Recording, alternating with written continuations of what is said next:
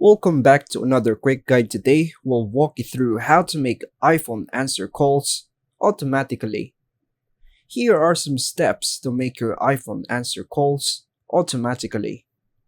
First is to open the Settings app on your iPhone.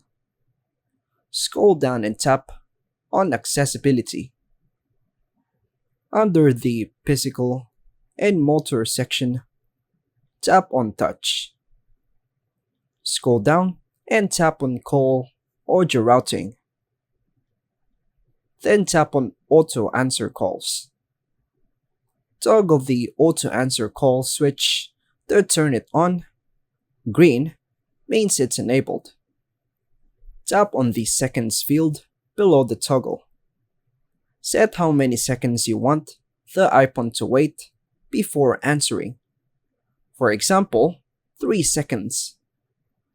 Press the back button to save your settings and exit.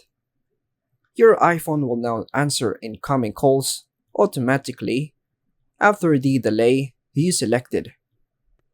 And that's all for now, folks. Thanks for watching.